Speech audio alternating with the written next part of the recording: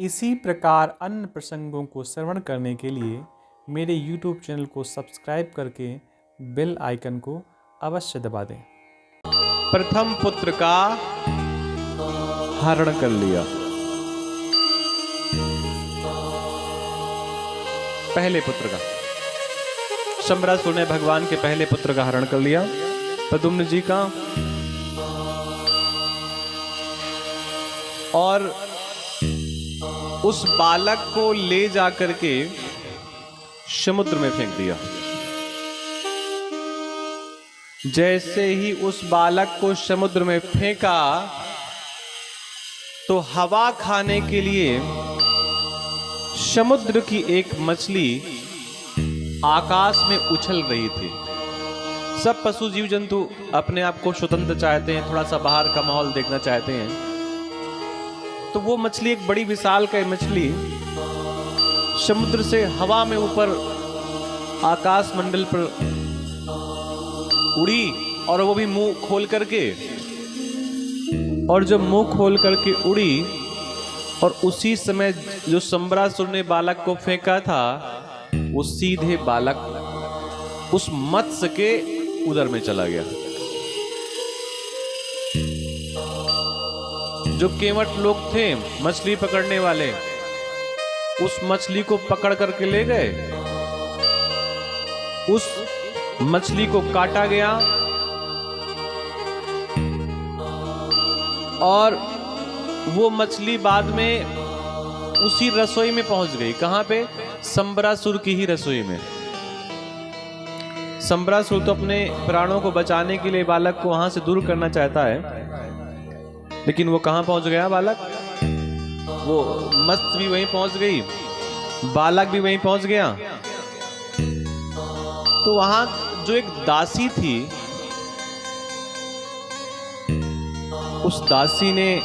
उस दासी को, मायावती नाम की जो दासी थी, जो कामदेव की पत्नी थी, उन मत्स्य को काटने वालों ने, जब बालक निकला तो बड़ा अचंभा हुआ कि मछली के उधर से बालक निकला। तो बालक को जाकर के उन्होंने उसी रसोई में कार्य करने वाली मायावती नाम की देवी को पकड़ा दिया, और नारद जी ने उसको भी बता दिया था कि इस बालक का भरण पोषण बहुत विधिवत करिएगा, बड़ी सावधानी से करिएगा। क्यों? क्योंकि ये बालक तो छोटा है लेकिन है तुम्हारा पति। पूरी बात नारद जी ने याद दिला दी कि कैसे इनका शरीर नष्ट हो गया था, फिर भगवान शंकर ने आशीर्वाद दिया। उसी आशीर्वाद का परिणाम कि ये तुम्हारा पति आज छोटे से बालक के रूप में, शिशु के रूप में तुम्हारे पास आया है।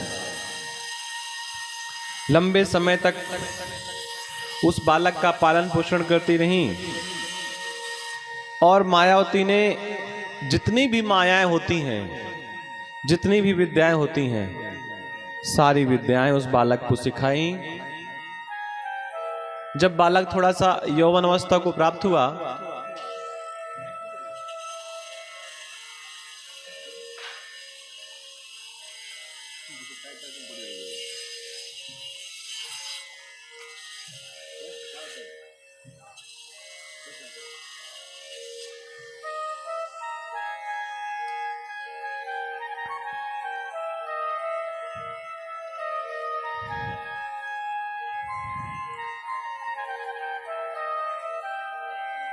और जब वो बालक थोड़ा बड़ा हो गया, तब उसको पूरी बात सिखाई कि तुम्हारा पालन पोषण तो मैंने पुत्र के जैसा किया है, लेकिन सच तो ये है कि तुम मेरे पति हो। और पूरी बात बताई। मालूम पड़ा शंबरासुर को युद्ध हुआ प्रद्युम्न जी का, शंबरासुर का उद्धार हुआ, और फिर प्रद्युम्न जी अपनी पत्नी के साथ भगवान के महल पर गए, यानी कि अपने पिता के यहाँ गए। वहां पर रुक्मिणी जी ने जब इस बालक को देखा तो मन में भाव जगा कि ये बालक तो एकदम से वैसा ही है जैसे भगवान कृष्ण हैं। ऐसा तो नहीं ये बालक वही हो जिसको जो चोरी हो गया था, जिसका कहीं हरण हो गया था। नारद जी पुनः वहां पर आए, उन्होंने पूरी बात बताई कि ये बालक वही है जो आपका सूतिका ग्रह से गायब हो गया था, खो गया था, और इस प्रकार की उसको लीलाएं करनी थी।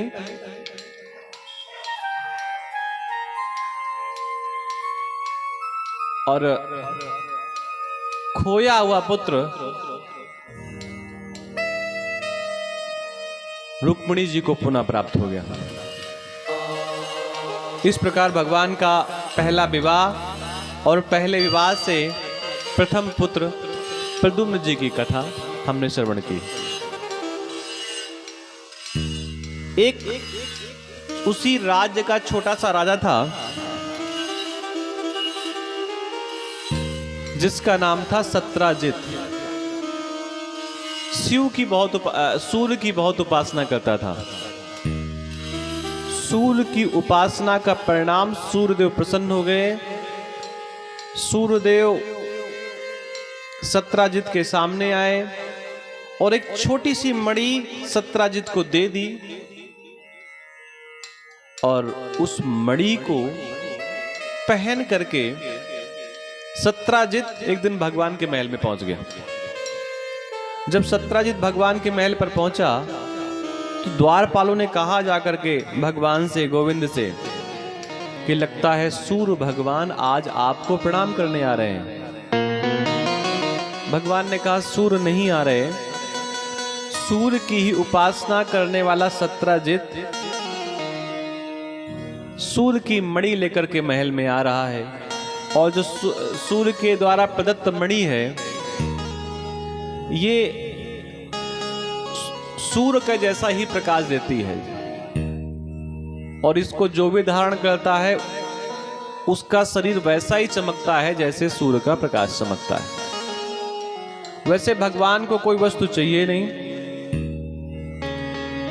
वो तो बस परमात्मा प्रेम के भूखे हैं। जब महल पे पहुंचे दिखाने के लिए मणि, तो भगवान ने धीरे से कह दिया ये मणि तो बहुत अच्छी है, बहुत सुंदर है,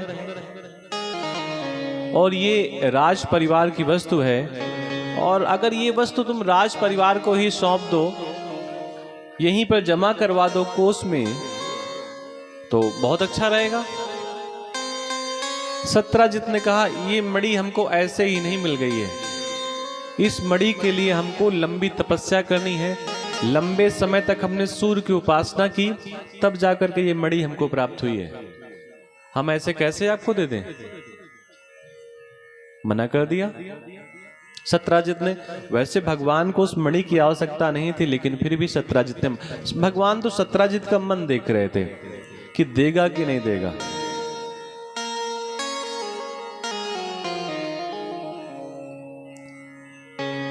सत्राजित वापस घर गया, उस मणि को वैसे ही खूंटी में टांग दिया। सत्राजित का छोटा भाई था प्रसेन। प्रसेन के मन में भाव जगा कि मैं भी इस मणि को लेकर के थोड़ा सा घूम आऊं, दिखा आऊं कि मेरे पास ये मणि है। सातम बिरी ब्रह्मणि कंठे विराजमानो यथा रवि, प्रविष्टो द्वारकां राजन् तेजसा नोपलक्षितः। नारायण नमस्तेस्तु शंख चक्र गदाधर, दामोदरारविन्दाक्ष गोविंद यदुनंदना। प्रसेन उस मणि को लेकर के जंगल में चला गया शिकार खेलने के लिए। मणि की चमचमाहट को देख करके जब उसकी चमक सिंह की आंखों पर लगी, तो सिंह को लगा ये चमकने वाली वस्तु क्या है। उस मणि की चमक की तरफ सिंह दौड़ा। प्रसेन को मालूम पड़ा कि सिंह हमारे ऊपर आक्रमण करने वाला है, तो प्रसेन ने तत्काल अपने बाणों का सहारा लिया और बाणों का संधान किया सिंह के ऊपर। लेकिन सिंह बड़ा शक्तिशाली होता है। प्रसेन के ऊपर वो टूट पड़ा, प्रसेन के प्राण निकल गए। उस चमकती हुई मणि को सिंह लेकर के जैसे ही चलने लगा तो रास्ते पे जामवंत मिल गए। जामवंत जी ने उस मणि को छीन लिया और उनका भी उससे कोई उपयोग नहीं था। जामवंत जी उस मणि को छीन करके अपनी गुफा में गए और अपनी पुत्री को मणि दे दिया, ऐसे ही खेलने के लिए। भाई हम लोग या आप लोग कोई छोटे खिलौने लाते हैं, बच्चों को पकड़ा देते हैं, आप ही काम की तो वस्तु होती नहीं है।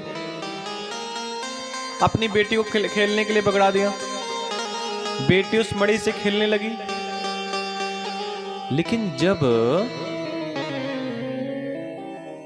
मणि गायब हो गई, प्रसेन गायब हो गया, तो द्वारिका वासियों को और सबसे ज्यादा सत्राजित को इस बात का एहसास हुआ कि लगता है मणि की चोरी हो गई। और मणि की चोरी हुई तो मणि की चोरी की किसने? मणि की चोरी की किसने? जो मांग रहा था। भाई कोई व्यक्ति कोई वस्तु मांग ले और अनायास वो वस्तु गायब हो जाए तो लोग कहते हैं अच्छा वो मांगने वाले ने गायब किया होगा। भगवान के ऊपर एक झूठा आरोप लग गया, झूठा कलंक लग गया। माखन चोरी करने वाले किसी प्रकार का आरोप नहीं लगाते, कलंक नहीं लगाया उन्होंने। वो तो चाहते थे कि भगवान ऐसी लीला करें आके, लेकिन एक झूठा आरोप लग गया कि भगवान ने मणि चुरा ली। अपने ऊपर लगे हुए कलंक को दूर करने के लिए भगवान ने अपने कुछ मंत्रियों को, मित्रों को लेकर के मणि की तलाश में यात्रा की, जंगल की।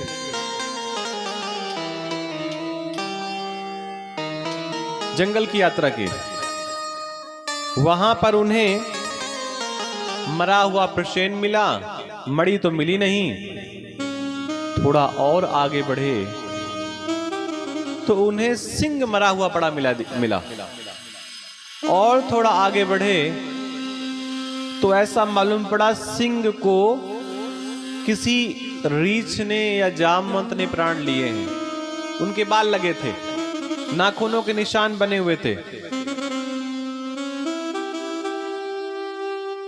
भगवान उन जामवंत के पैरों का सहारा लेकर के पीछे पीछे चलते चलते गुफा में गए तो उनकी बेटी जामवती उस मणि से खेल रही थी, क्रीड़ा कर रही थी। और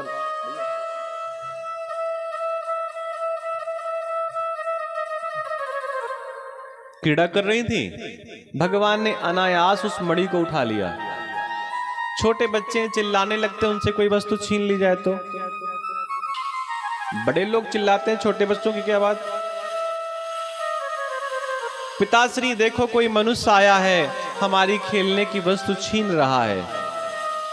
अंदर से जामवंत जी निकल करके आए और जामवंत ने कहा मणि हेतोरि ही प्राप्ता वै मृच्छपते बिलम मिथ्याभिपाभिशापं प्रम जनतात्मनो मणिनामुदा।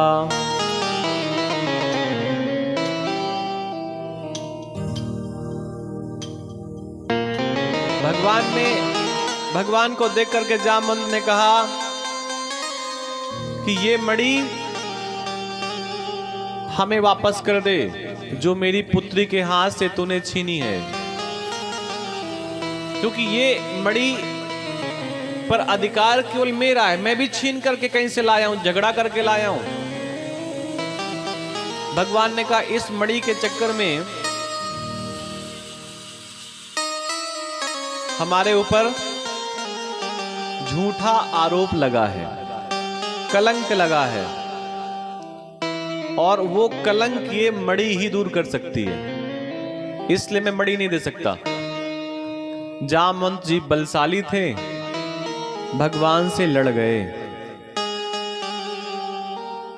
भगवान से इस बात के लड़ गए कि हम मणि आपको नहीं देंगे। जामवंत जी और भगवान का झगड़ा हो गया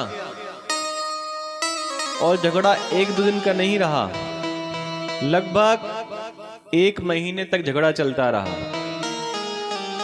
और उस 1 महीने के झगड़े में जामवंत जी के शरीर की एक एक नस टूट चुकी थी। तब जामवंत ने कहा कि मैं आपसे जीत नहीं सकता। किससे? भगवान से। और एक बात और कही, मैं आपसे जीत नहीं सकता, सच सच बताओ आप कौन है? क्योंकि भैया लखन और प्रभु राम के अलावा हमें कोई हरा नहीं सकता। और जब ऐसी बात कही तो भगवान मुस्कुरा पड़े। और भगवान जब मुस्कुराए तो भगवान की मुस्कुराहट से जामवंत जी पहचान गए कि अरे ये तो राम है, ये तो प्रभु राम है। मैं आपको पहचान नहीं पाया। अनेकों प्रकार से जामवंत जी ने भगवान की प्रार्थना की। जामवंत जी ने कहा भगवान प्रसन्न कैसे होंगे? तो भगवान ने कहा हमको मणि दे दो, हम प्रसन्न हो जाएंगे, हम तो केवल मणि लेने के लिए आए थे। सत्राजितं सपन्तस्ते दुखिना द्वारकौकसः उपतस्थुर्निर्महामायां दुर्गा कृष्णोपलब्धये। हमें केवल मणि दे दो, हम इसी से प्रसन्न हो जाएंगे।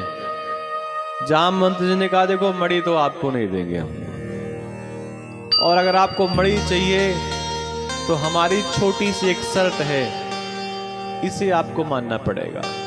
शर्त क्या? निवेदन था, हमारा छोटा सा निवेदन है, इसे आप स्वीकार कर लीजिए।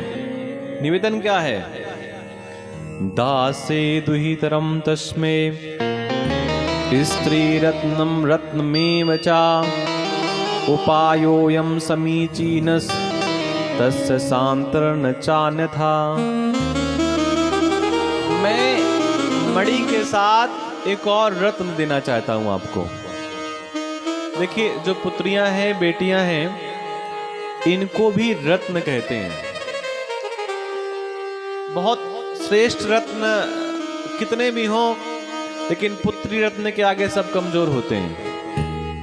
आप ऐसा करो, हमारा पुत्री रत्न ले लो और साथ में मणि भी दहेज में ले लो, हमें किसी प्रकार की समस्या नहीं होगी। दोनों वस्तुएं आप ले लो, कन्या रत्न और मणि, ये दोनों जामवंत जी ने भगवान को दे दिए।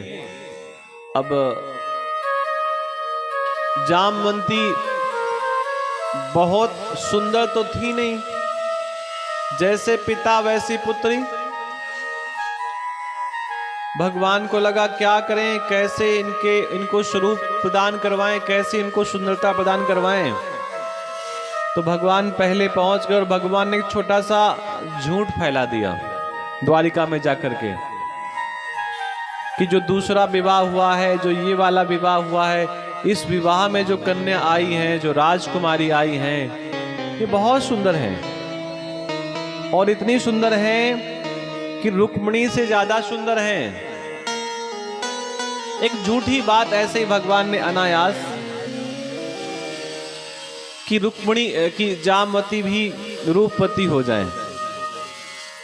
सेविका ने जाकर के धीरे से रुक्मिणी जी से कहा कि देवी, भगवान ने एक और विवाह कर लिया और विवाह की विशेषता यह है कि रुक्मिणी अत्यंत दिव्य स्वरूपा है, आपसे भी सुंदर है। रुक्मिणी जी को ऐसा लगा कि कैसी भी होती, कम से कम मुझसे ज्यादा सुंदर तो ना होती।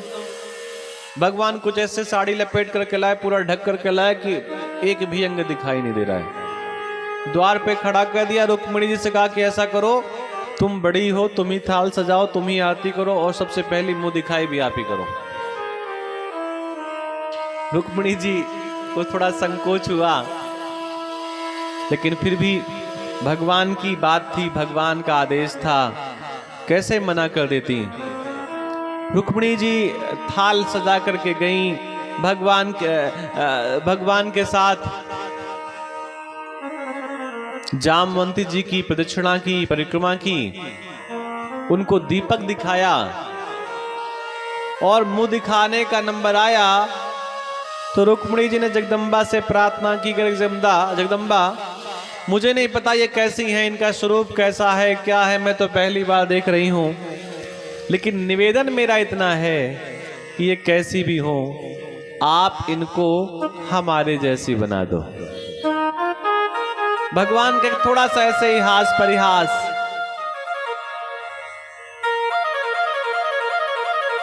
रुक्मिणी के जैसे ही सुंदर जामवंती जी भी हो गई। वैसे जामवंती जी बहुत दिव्य हैं, बहुत श्रेष्ठ हैं, लेकिन ऐसे संत महात्माओं को स्वभाव था, उन्होंने कोई बात बताई तो हमने भी आपको सुना दिया। बोलिए वृंदावन बिहारी लाल की जय।